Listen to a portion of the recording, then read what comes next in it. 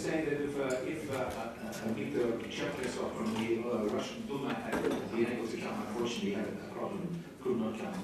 This meeting might have been an approximation to what Ken Coates tried to do in 1991. But unfortunately, what he was trying to do then was stopped by the coup d'etat in the Soviet Union, so it could not proceed. But in any case, we are proceeding now in our own way. The point of departure for this conference is the report on the environment, security and foreign policy, presented by Mrs. maj-britt in the European Parliament on the 14th of January, 1999, A4 000599, for the Committee on Foreign Affairs, Security and Defence Policy. We're grateful to those who achieved it. We should have a photograph of her in now. The time of the conference will be explained at the end, and conclusions will commence with an overview. Weather modification has been at the focus of hopes and dreams ever since nomadism gave way to cultivation of the land. The assumption must have been that the power to control the weather could make the difference, between surviving or perishing.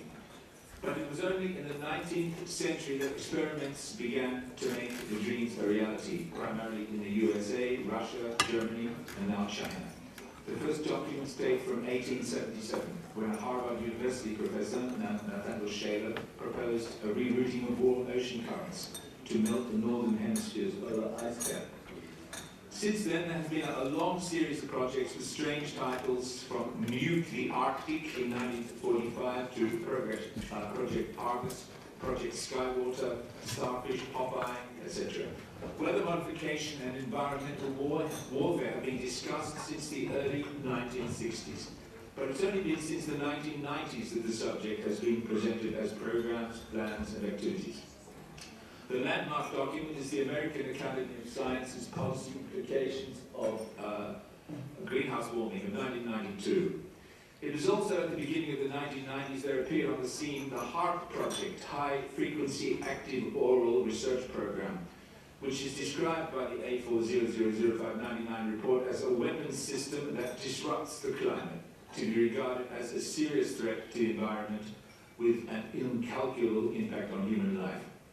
Another key document on the use of weather as a weapon, this time not a condemnation but a recommendation, is the report presented in 1996 to the United States Air Force entitled The Weather as Force Multiplier, Owning the Weather in 2025.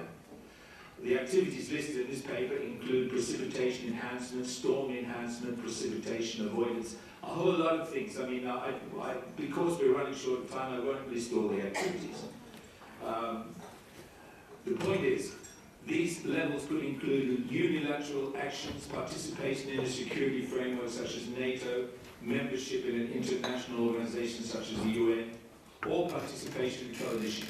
Assuming that in 2025 our national security strategy includes weather modification, its use in our national military strategy will naturally follow, says this report. Besides the significant benefits that an operational capability would provide, another motivation to produce weather modification is to deter and counter potential adversaries. In the 1990s and upwards, there was an intense public debate on global warming and climate change, culminating with the 2009 Copenhagen Summit and the preceding ClimateGate scandal, which exposed instances of fraud amongst climate scientists in promotion of geoengineering as the most politically feasible and economically rational solution to global warming climate change and as an alternative to reducing carbon dioxide emissions. Geoengineering is defined as the deliberate and large-scale intervention in the Earth's climatic system to reduce global warming. Divides broadly into two categories: carbon dioxide removal and solar radiation management. At this conference we'll discuss only the second category, solar radiation management and stratospheric aerosol spraying. That is to say, attempts to offset the effects of greenhouse gases by causing the Earth to absorb less solar radiation. The words deliberate and large scale are important. Large scale distinguishes geoengineering from local cloud seeding programs to induce rainfall, a practice that goes back many years and once generated a huge amount of litigation. It's a different problem from geoengineering.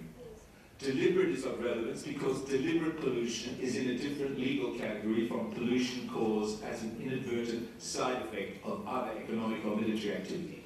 In the discussions of recent years on the effects of aircraft emissions on the global climate, what has been systematically downplayed or obscured is the implications of a change that is transforming pollution for aircraft from being an unwanted nuisance into being a solution to what are identified as problems of global warming or climate change.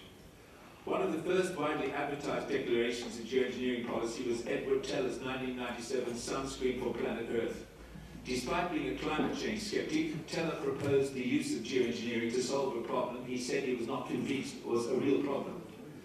Because official policy globally is to claim that geoengineering programs are still at the theoretical stage, many, perhaps most people, apparently believe this is true. But geoengineering, or something that corresponds exactly to what geoengineering proposals would be like if implemented, is occurring with devastating effects.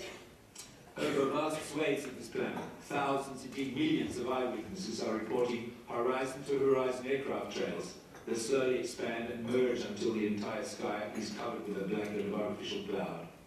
In parallel to this, elements such as barium, aluminium, strontium and manganese are showing up in lab tests of precipitation in lethal quantities across the globe. The soil pH has been so radically changed in the forests of the USA and Pacific Northwest that tests have indicated a 1,500% increase in alkalinity. This was all, we heard all this yesterday in, those of us who were here, in Michael Murphy's film. So I won't repeat it because in any case we have a time problem. The Arctic Methane Emergency Group recently called for emergency geoengineering to avert a planetary catastrophe unfolding in the Arctic. This is represented as an attempt to stop implosion of the ice cap and mass expulsion of methane. In the midst of all this metal showing up in soil and water, forests are suffering huge losses. Forest fires are out of control in the Northern Hemisphere. Last August, over 74 million acres burnt in Siberia alone. Many other countries have had prolonged states of emergency from wildfires. Drought is also reaching epidemic levels. The spraying appears to be disrupting all natural weather patterns, shredding the ozone layer, poisoning the air with microscopic metal and chemical nanoparticles that are extremely damaging to the human body. The damage done to the planet appears to have reached a critical point. Massive methane release has been triggered on the East Siberian shelf of the Arctic. The methane release is a global game changer, with potential consequences that make it a threat to the existence of higher forms of life on Earth. Only a few years ago, geoengineering proposals were advanced in a disingenuous, almost self-mocking way and received with a similar lack of seriousness. Mainstream climate scientists would say discussing such craziness only serves to encourage it. So discussion was discouraged. Now public debate has shifted away from whether the proposals deserve to be taken seriously and has moved on to economics, because it said that solar radiation management is cheap, with costs estimated at less than $5 billion US a year, as opposed to 200 to 2,000 billion a year for reduction in carbon dioxide emissions. Who are the players? The Raytheon Corporation, who appear to be doing weather modeling for the National Oceanic and Atmospheric Association and the National Weather Service. Another player is the Lockheed Martin Corporation, which also has a heavy investment in the weather modification business and carries out weather modeling for the Federal Aviation Administration.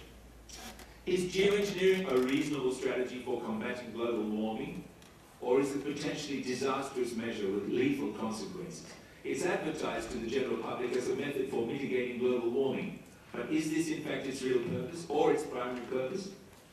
The unresolved status of geoengineering under international law was investigated in the mid-90s by the environmental lawyer Prodansky.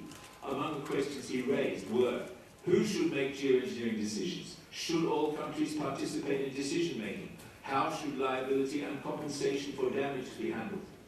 Legally, schemes to inject particles into the atmosphere are extremely problematic because the atmosphere above any country is part of its airspace. Nations lay claim to their airspace and may act on the claims, for example, by shooting down aircraft.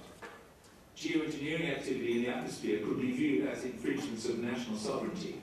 Obviously, the simplest way of dealing with legal problems of this kind, pending negotiation of the necessary adjustments to international law, is to deny that any such activity is occurring.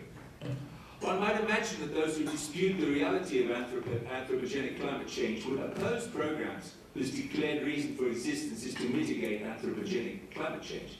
Mostly, however, this is not happening. Some formerly prominent anthropogenic climate change skeptics have become advocates of geoengineering.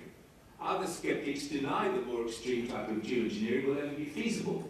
The American climate scientist John Christie, for example, said recently when asked, "I don't think geoengineering will happen. It's too expensive, too uncertain in its results. Who would be liable if something goes wrong?" John Christie would not have mentioned geoengineering at all if he had not been specifically asked, because his public role is to pursue the climate change debate with other scientists who take the opposite positions to him and argue that anthropogenic climate change is a reality. Climate change skeptics and proponents or opponents of geoengineering do not talk to each other about geoengineering. If they argue, it will be about climate change. John Christie says that geoengineering is not going to happen. A geoengineer such as Paul Crutzen will say that it's because of the attitudes of people like Christie, specifically his climate change skepticism, that Crutzen and others are obliged to make their Plan B proposals for spraying sulfur in the atmosphere. Both sides point the finger at the other. The part of the scenario formerly assigned to the ecologists was the assertion there is a problem of anthropogenic climate change. This was what the ecological organizations focused on, marginalizing the so-called conspiracy theorists who tried to introduce other issues. The task of marginalizing was made easier by the fact that the majority of chemtrails activists have been and remain anthropogenic climate change skeptics. In the 1960s, the US Air Force carried out top-secret weather modification programs in Southeast Asia. But one of the side effects of America's military defeat in Vietnam was a shift in the balance of forces in the 1970s between civilians and the military that made possible the beginnings of legal regulation.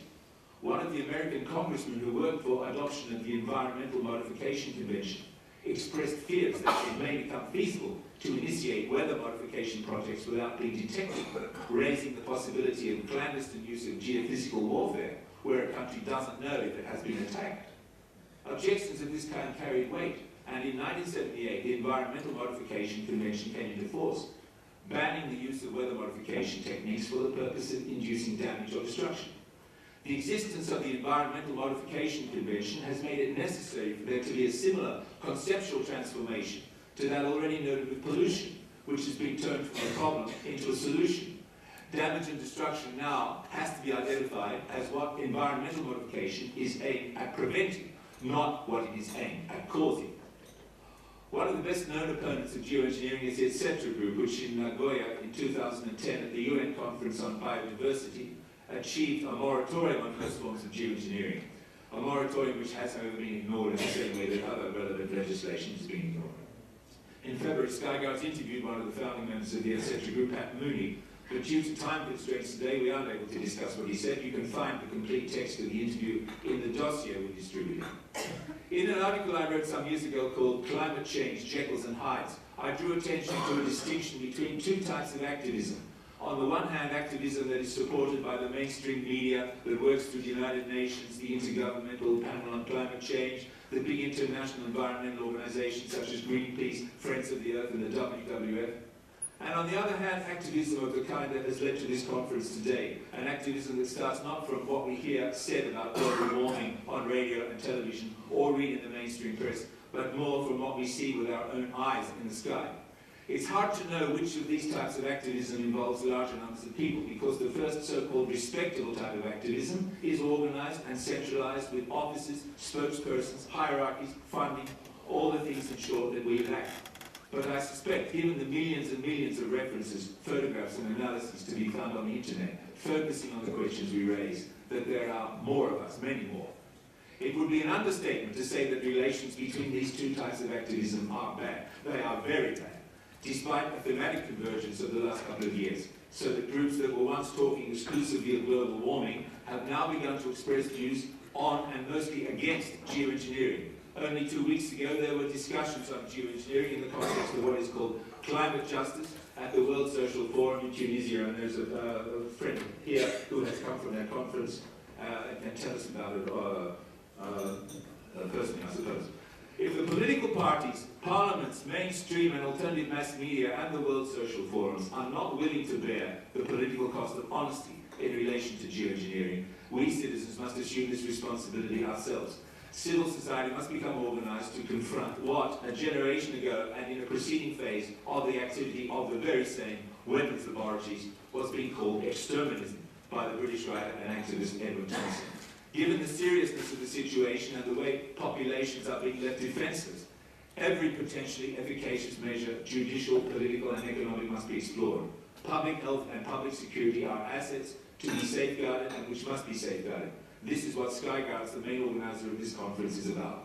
While ways may have been found of circumventing the Environmental Modification Convention by redefining reality and representing aggression to the world's television audiences as protection, or at least attempted protection, there are other conventions, such as the Aarhus Convention, granting the public right of access to environmental information, that can and should be enlisted in response to deception of this kind.